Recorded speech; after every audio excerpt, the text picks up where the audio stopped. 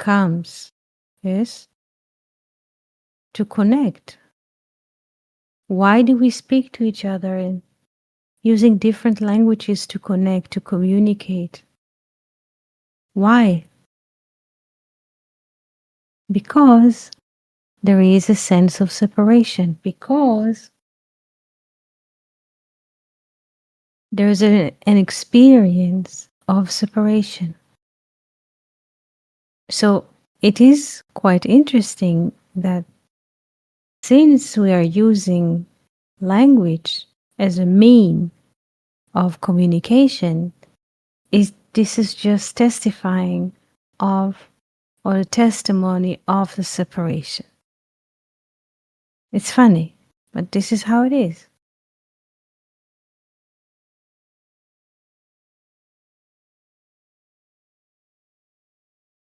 Silence contains everything.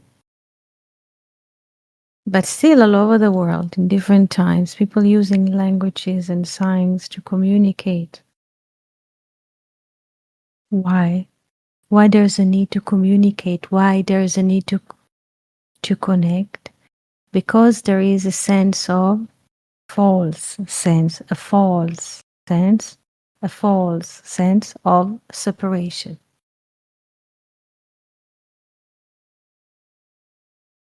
There is no separation, but there's a false sense or a sense of separation. Therefore, there's a language. Now, it doesn't matter what language people are using to communicate. Any language, whether it's like different languages or using numbers to communicate or drawings or symbols.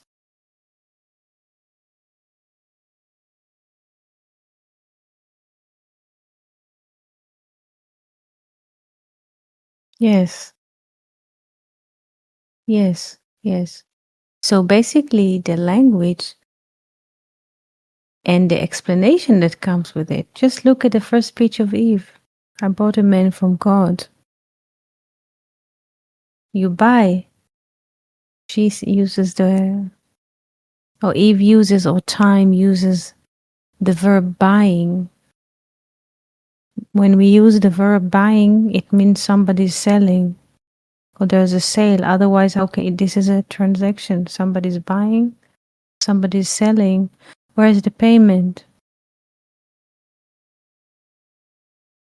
So the language itself is a testimony of the sense of separation. Sense of separation, Safa, Weinreb look at Safa language as the falling of the serpent or the falling of gravity, because once you take those three letters, Shin Pei He, this is 3, Shin 300, he takes it, Pei is 80, yes, and He is 5, yes. Language.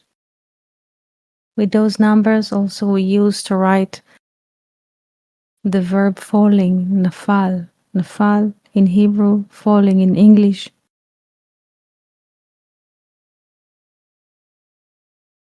So once, yes, Nephilim. So once there's usage of language, we're using language, it means there's already falling a sense of separation.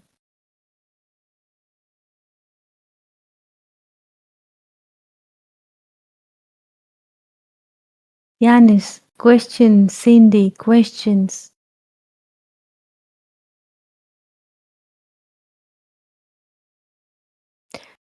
Once the baby learns to speak, whether around 1 year they manage to say a few words or sounds, the more they will accumulate the ability to speak or will exhibit speech, the more separation they will experience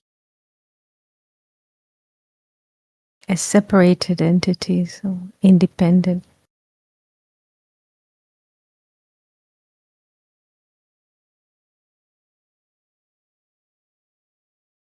The brain will always give us a sense of separation all the time.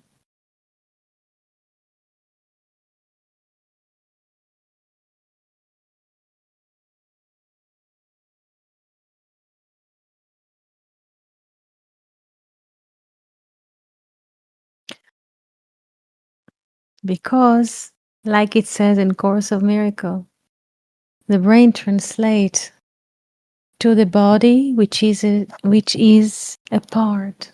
This is what the brain does. Let's say someone has a tooth pain. Let's say someone in Alaska has a tooth pain.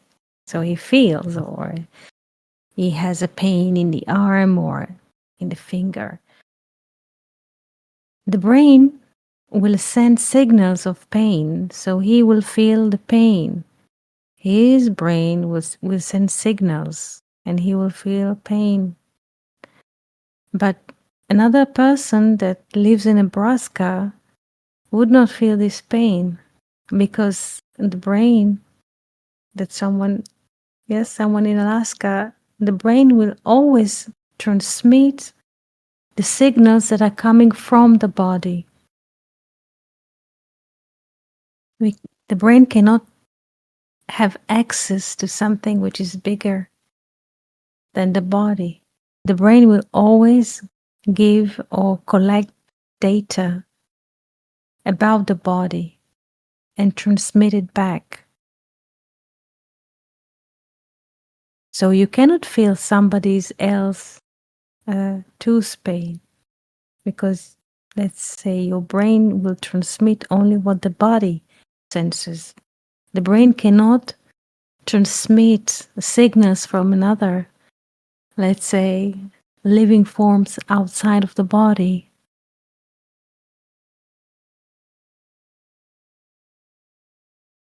Yes, yes. This is why we speak to each other.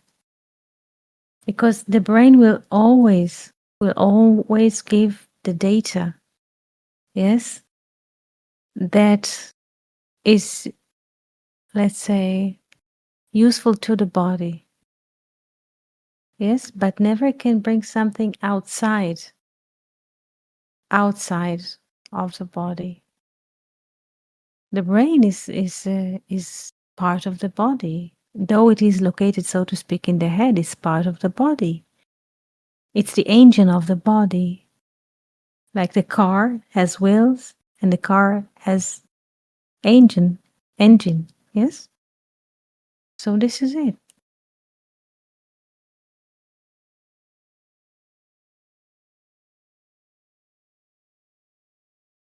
So the brain cannot give you any input from, let's say, the openness. No, it will only transmit or start up the car, let's say, which is the body.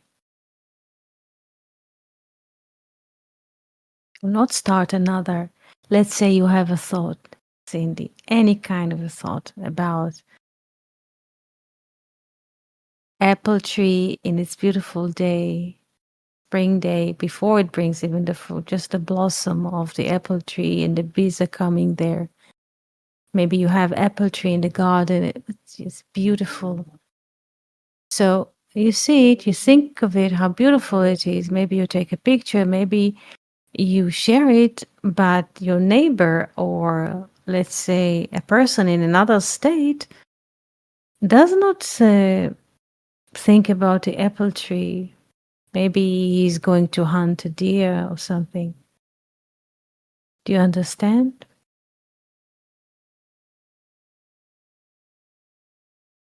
So people all over the world, each one has, let's say, 8 billion people, 8.2, each one has a brain. Each brain give or collect or transmit different signals. Yes? To the body, which is a part. The body is just the body does not have a life of its own. So whatever input you get from the brain is just diluted, watered down data or signals of what is happening. It's not absolute.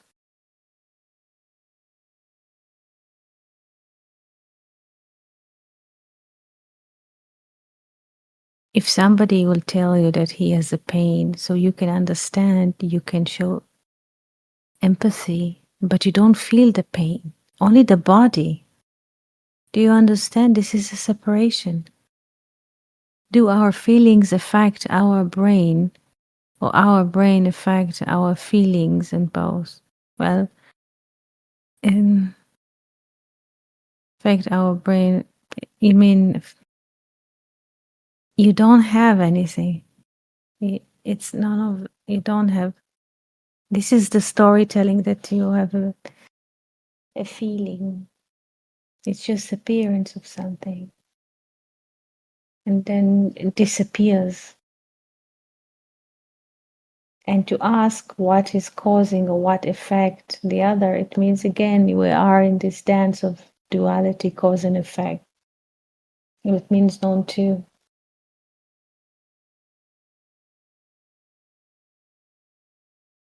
Doesn't, to look from this lens, what effect, what kind of effect has A over B or B over C, is to look from the lens of duality.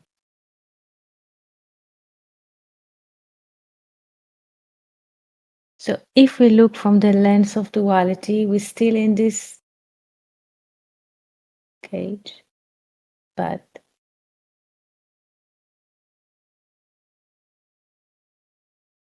you can pull back and look through this, like we say, this image of these empty eyes, and you see that there is no cause and effect. So the question will not even rise.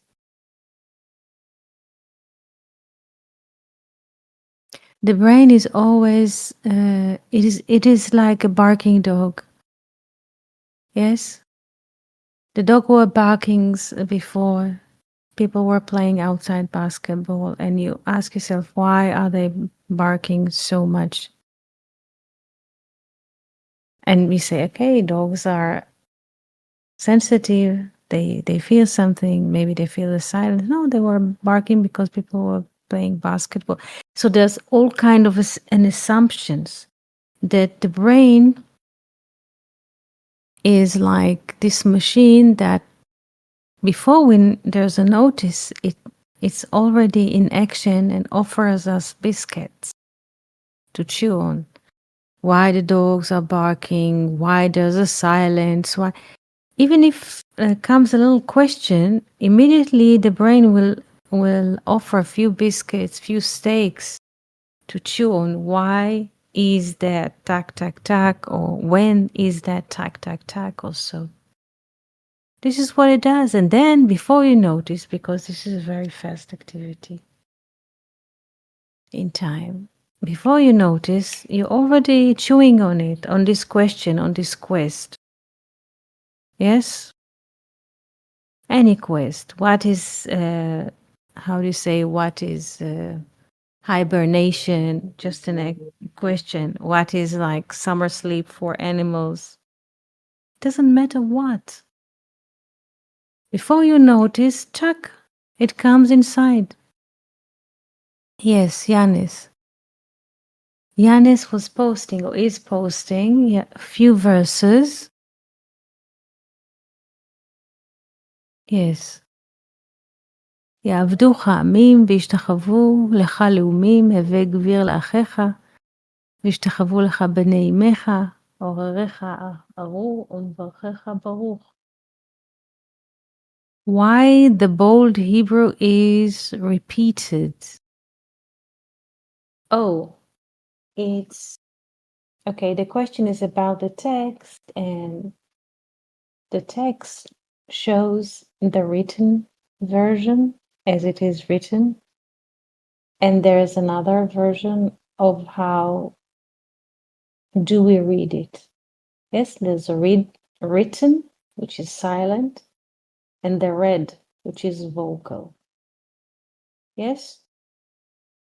In the Bible, there's like the Hebrew Bible, there is kri,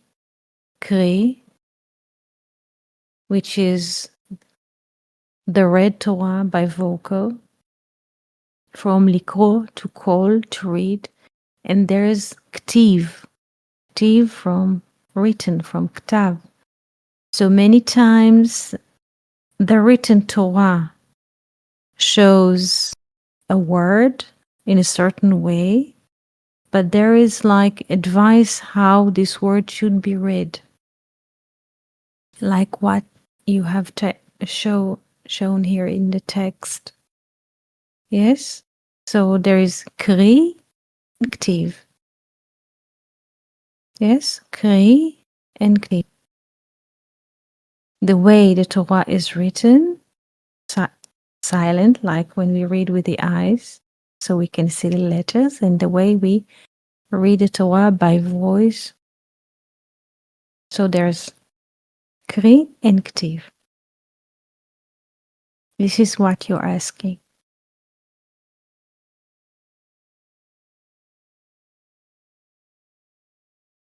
There is a similar, not just bold, that there is a verse describes the relationship between Jacob, I think, and Leah, and sometimes the written says who, meaning he as a man, but there's a certain punctuation that offers us to read it as he. He in Hebrew is a she. So, and then you have like subtleties. Once you notice there is a way to read the verse once from the written and another way from the vocal. So it's like different reading of the text. It gives you different entries, different perspective to see what is happening there.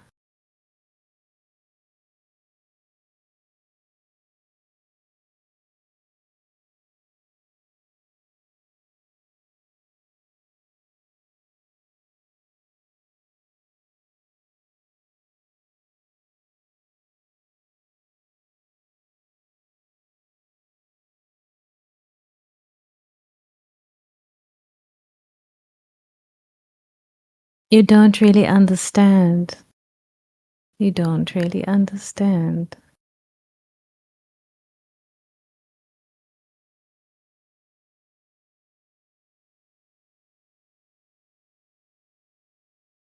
There is a difference between being silent, yes, and when we speak. There is a difference or there isn't?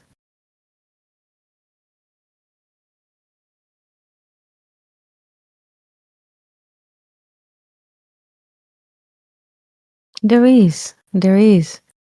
And the sages noticed this. So there's like, in a way, they mark the difference by how do you say, punctuating, like giving like signs to the differences.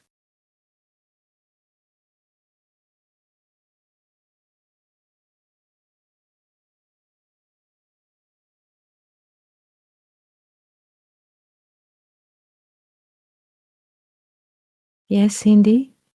The repeated bold words are the words to be spoken aloud.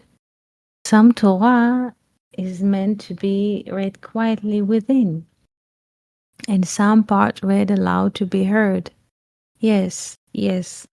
Let's say, yes, this is a great example. The Shema calling is meant to be read out loud, Shema Israel, ta ta ta ta.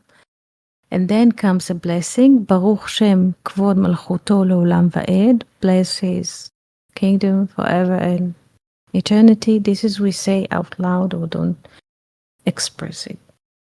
So there is the vocal or the loud that can be heard by others. Shema calling, and then comes the blessing of his name, and then there's like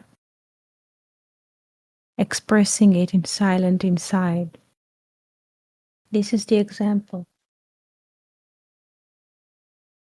of the manifested and non-manifested.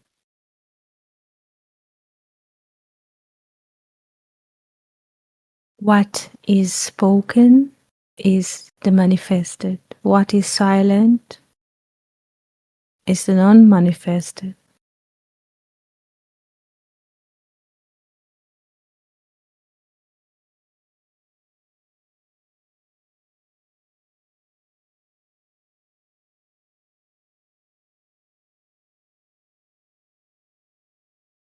Cindy question, Yanis question.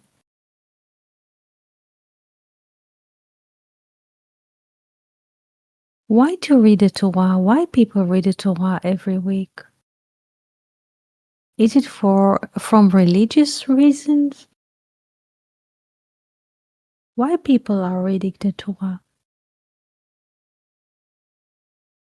Yes, but what else could it be if not from this perspective of being a religion? What could be it? What happens when you read a text of a book, any kind?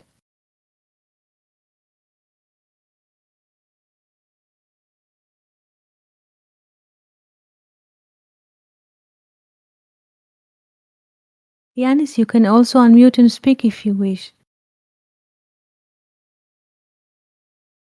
Yes, yes. First of all, once you read the text, you don't do other things as some kind of a focus. You don't go outside in the wilderness, let's say. And yes, there's a certain concentration and suggestion. Yes, yes.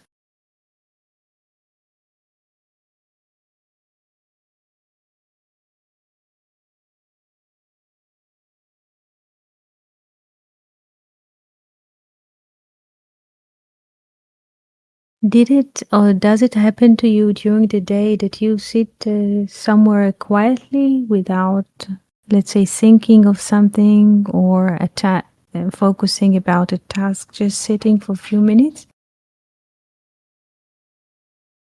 With just sitting in quiet and silence?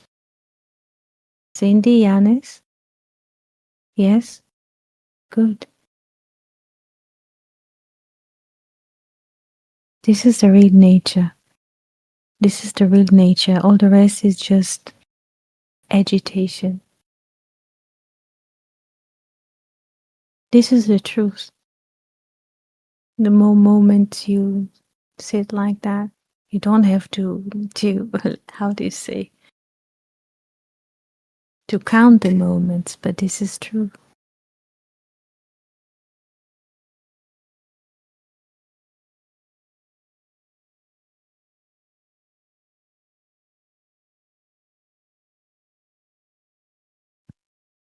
Because it's effortless and spontaneous in the moment. You don't need to make an effort to arrive.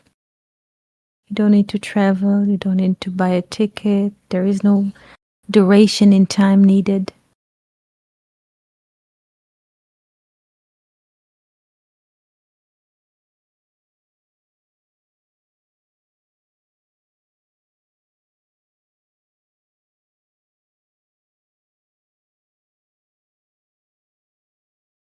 Yes?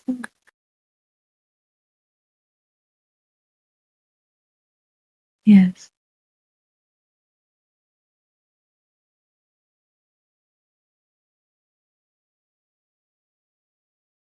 Yes, just sit. Just sit.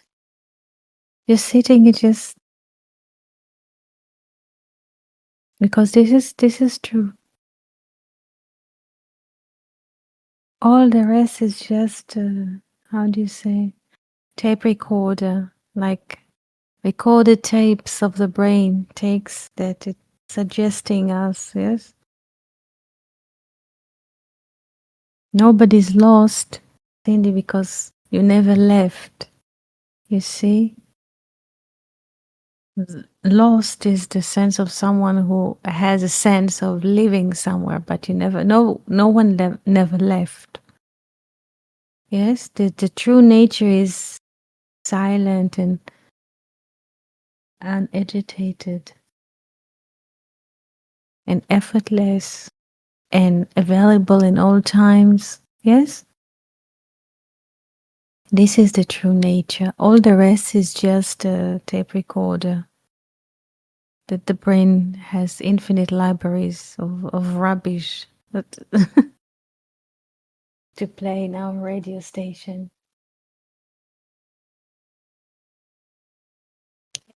This is peace. Yes.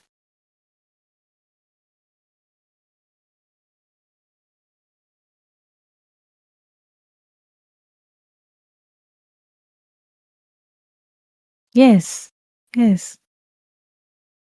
Once it's funny because I noticed this also once you move here, suddenly the eyes are saying something. Oh, you need to do this. Oh, you need to do that. This has to be in place and that has to be in place. And start completely a drama, melodrama, what to do first, what to sort first. You see?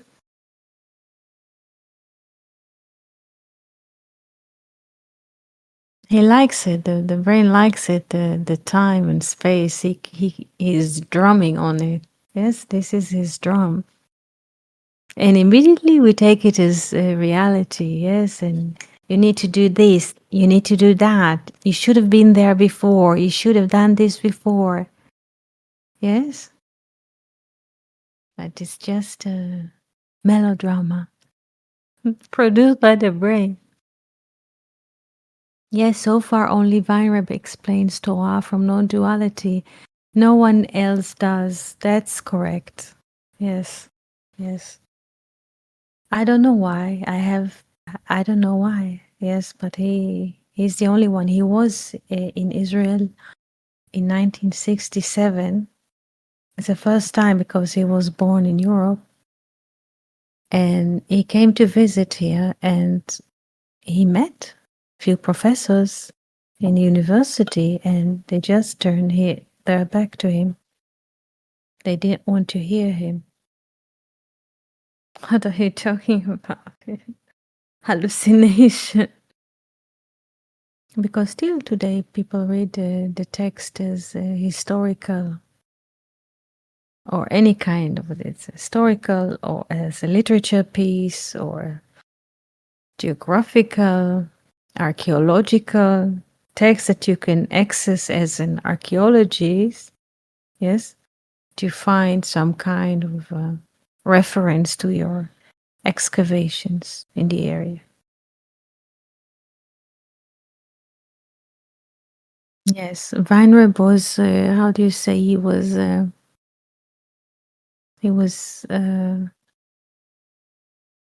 persona non grata here. Not that he was a persona. I never considered him as a persona, but he was nobody wanted to listen to him, and more than this, they forbid people to marry his grandchildren.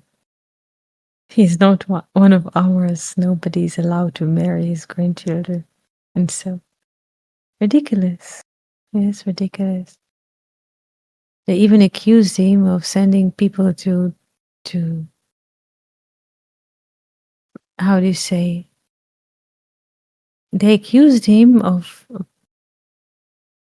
cooperations with the Germans of sending people to chambers or so, or to concentration camps. So far, people just, what can we say about this? Nothing. Yes, Yanis, I also wonder why only Weinreb, given this understanding and not so many others, because people come from the perspective, and now it doesn't matter what scholars, they come from the perspective of I understand the Torah. So it doesn't matter who is the scholar from which, let's say, part of the world he is. Once the lens is of a scholar is that there's an I figure. Good morning, Fernando. Shabbat Shalom. There is an I figure as a scholar, and I can understand the Torah. So the Torah is an object, and there's a subject, and the relation is between the two. Shabbat Shalom. So it doesn't matter from which Hasidic courts. Yes, people are reading the Torah also. There's a Torah and there's that too. So they didn't like to, they did not even give him a chance to speak about it. They just go to beer, Fernando. Just were not willing to listen to him, not to mention they forbid their children to marry his grandchildren. So like excommunicatio from the community. It's like a witchcraft. You know, in the Middle Ages, they used to take, so to speak, ladies that spoke about nature as to burn them as witches. Yes, so the excommunication that they did to him was like to burn people in the Middle Ages. It was just he started to write because he was once he was hosted in a meal with many other people, diplomats and so, and he was hello Felipe, yes, and he was once invited to a meal, a lunch or dinner with many distinguished guests, Weinreb, and distinguished guests from all over the world. I guess it was somewhere or in Turkey or in Europe, I think in Turkey. And the buffet or the table was very long, and on this dining table in a whole respectable place, they offered everything you could imagine as food. The host was offering everything you can imagine as a food on the table for his distinguished guest, like a king's table, let's say. And Weinreb was also invited to this dinner. And from all that was how to say served on the table, Weinreb took an apple and ate it. They started eating the apple. So the host or someone next to the host, which was a minister or a high figure in Turkey, asked him. He was wondering. He says, "You have this table just long with everything that you could imagine as food, and you eat an apple. This is an exclusive dinner for distinguished guests, the king's table, the king's banquet. What, you eat an apple? How? Why?" So Weinreb started through the apple. He ate from the table, the whole distinguished table. Only apple. So Weinreb was starting to speak. Yes, like Daniel, he was starting to speak about the apple tree. Under the apple tree, there's a beautiful verse in Song of Solomon, and the Turkish minister, he was shocked from what came from Weinreb as just a small talk next to the table around apple. He was so shocked from this opening that he asked Weinreb, "Why don't you write a book about it?" Because the Turkish minister had no clue about what is happening. But he appreciated the openness and the depths of Weinreb. So he offered him to write a book. So Weinreb wrote a book. And then followed by this book came more, and some people were, like in Ramesh time, some people were sitting in those conversations and just writing down notes, and people were summarizing the notes. So we have many books from Weinreb. Yes, but he saw it as a non-dual. He just also did not understand why the Germans were beating him, and then the Dutch. He was also in a Dutch prison. The Dutch put him on prison because they accused him for cooperating. Look how the world is duality. The Dutch were accusing Weinreb of cooperating with the Nazis. The Jewish accused Weinreb of cooperating with the Nazis, sending Jewish people to concentration camps. You know, he was sitting in jail in Germany, and he was sitting in jail in Holland. No, he was sitting in concentration camp in Germany and in a jail in Holland. Everybody were accusing him for something else. This is duality, to accuse someone, regardless of putting someone in jail or not, accusing the other. This is duality.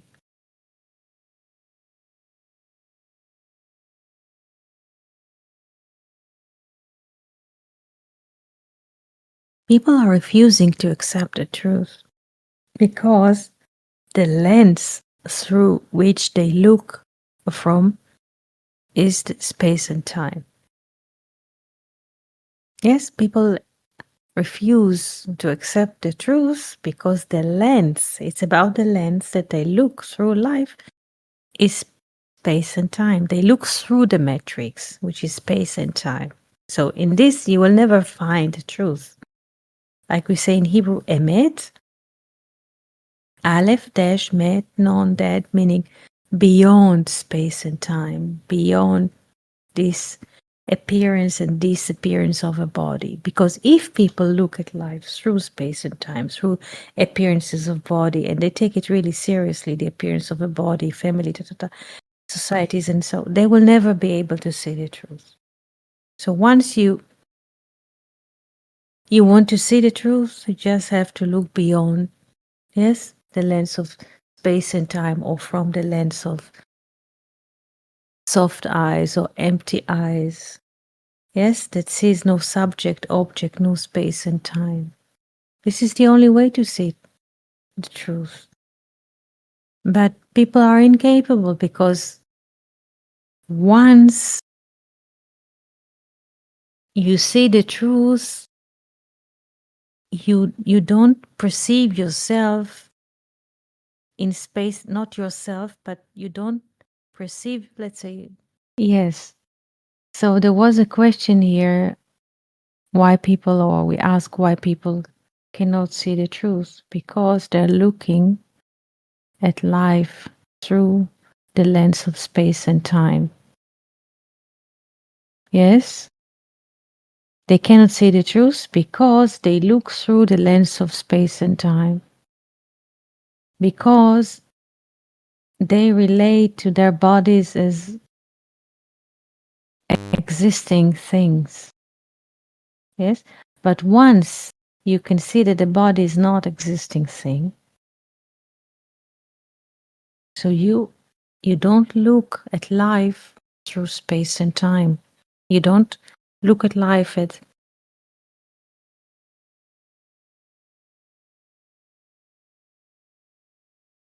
through a personal lens, because people are incapable to see the truth because they look through, so to speak, a personal story or personal lens, or from the position of being existing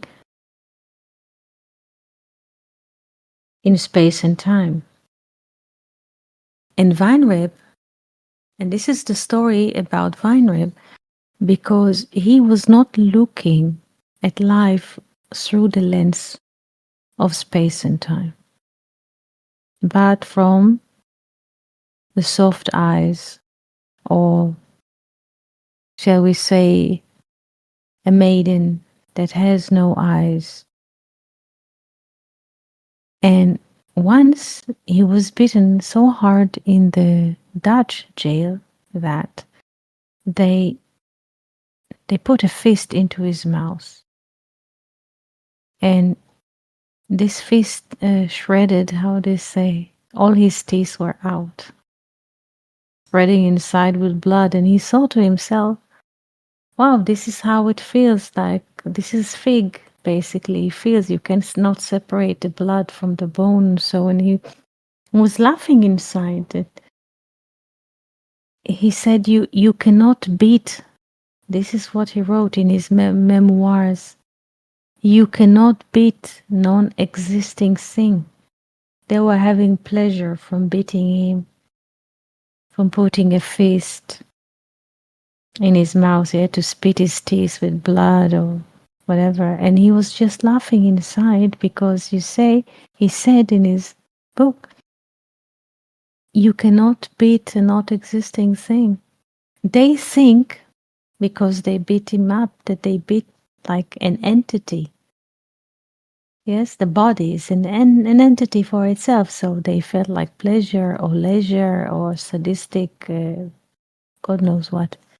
But he was laughing because he said they beat something which is not existing. He was not insulted also.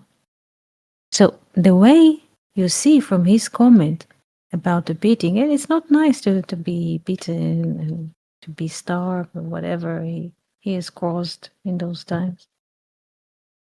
But you could see from this comment that he could see that the body is a not existing thing, and he could see the truth. Therefore, for him, the Bible is a non-dual book. What people make of the Bible through the generations, through times, is a completely different story.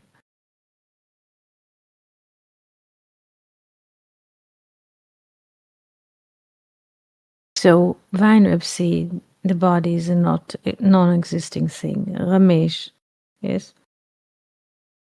Ramana Maharshi, Maharaj, the body is not existing thing. So once you see that the body is not existing thing, you see from before space and time. So you see the truth, so you speak the truth.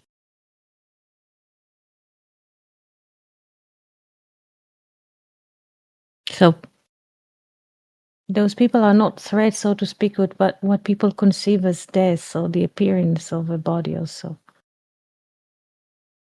But people who cannot see the truth or tell the truth, not because they're wicked, because there's no free will, so it's because they're incapable of seeing beyond space and time, beyond the matrix, not beyond, but before the matrix starts. Those two axes, say X and Y, the matrix of space and time. Not because they're wicked, not because they did something wrong or they've done something wrong. Because they're incapable. Like Ramesh says, cosmic law. Some are capable of seeing, like there's a saying, 1,000 people, and one of them will see the truth. Also in Hebrew, they say the same sentence because it comes from Aleph and Aleph. Aleph, 1,000, is written with the same letters of Aleph, which is 1. So 1,000 people will hear the truth. Only one will be able to speak it. All the 999 will deny the truth because they're incapable. Not because there's a free will. Not because they're doing it is for a reason. Incapable of seeing beyond space and time. Because they always calculate the body in which they feel connected to as part of, so they cannot see beyond.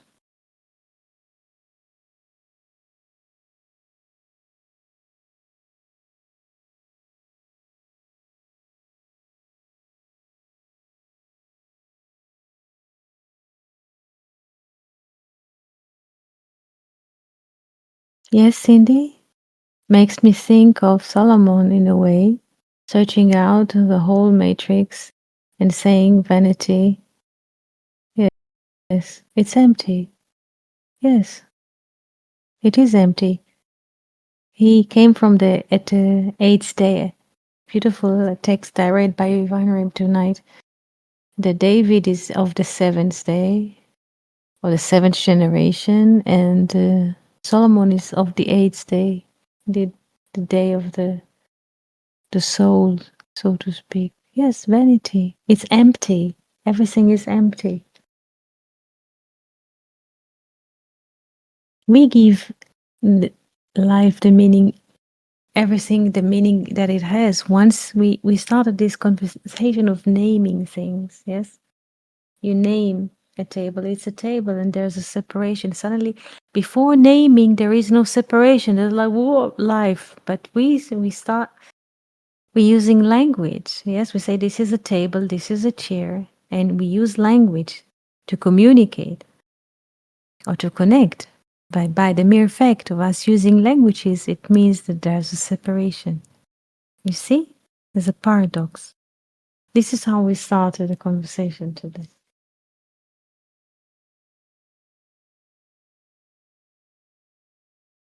Yes, and this is how the written books of Weinreb started, from a conversation around or about the apple.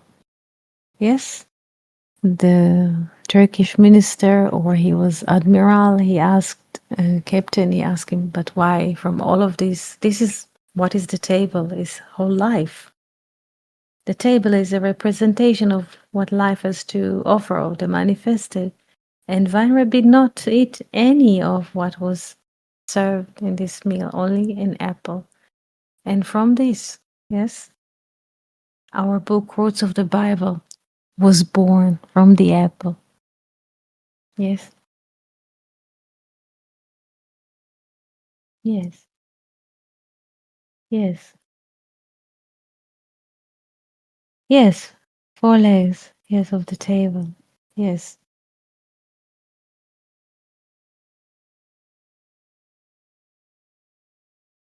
Any questions?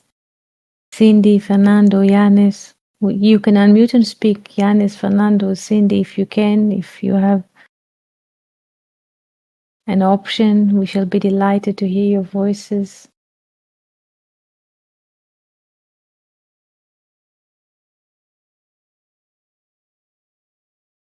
So, those who are capable of speaking the truth, it's those who are seeing beyond space and time or before space and time. Yes?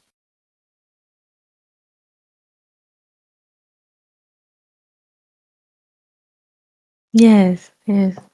Huh. Yes, Cindy. In the tribes of Papua New Guinea, the people do not often name their children for a year due to the fact of the children often not living long, but it shows something deeper also. Who is the child for a year? No name, but they exist. Yes, you see? You see?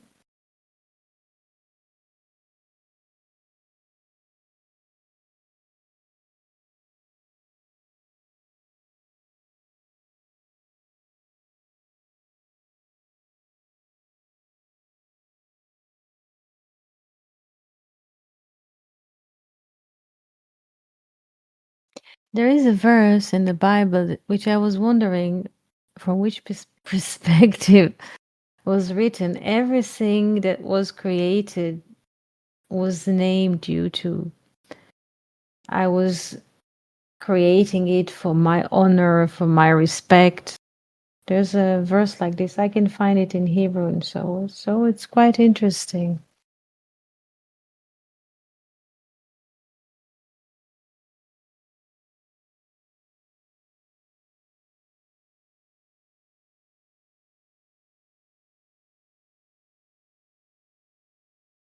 The best communication is silence.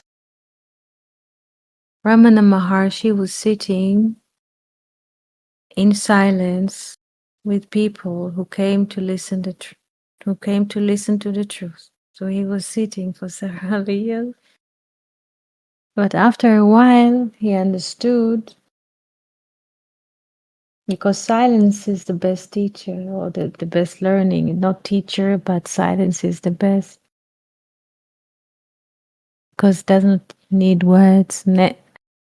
So Ramana Maharshi was sitting in silence with the visitors in the ashrams, but he sensed that they cannot understand. So he started communicating with words. Yes.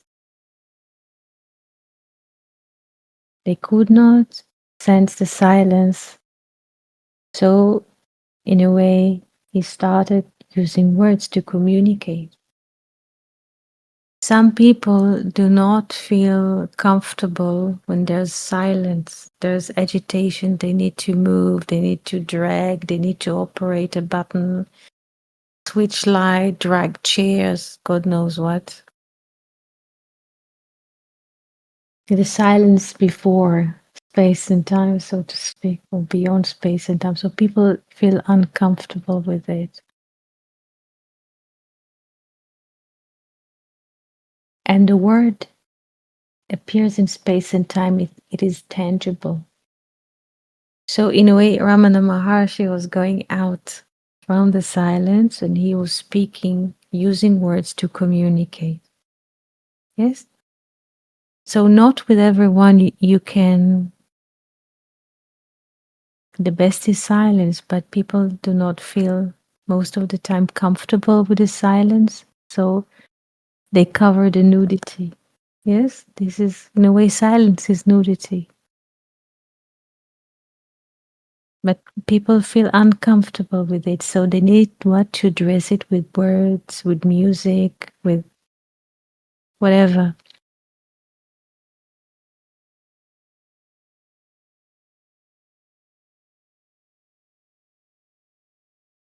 Yes, Yanis, is this the verse from Isaiah? Yes, beautiful, correct, excellent, Yanis. כל הנקרא בשמי ולכבודי, ברעתיו יצרתיו אף עשיתיו. Yes, yes, this is it. Yes, excellent, excellent.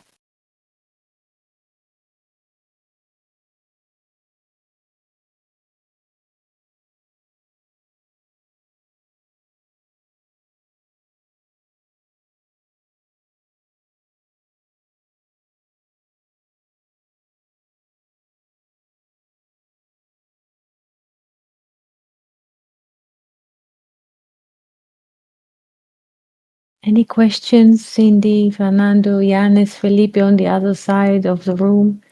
Any question that you'd like to ask, please feel free and ask.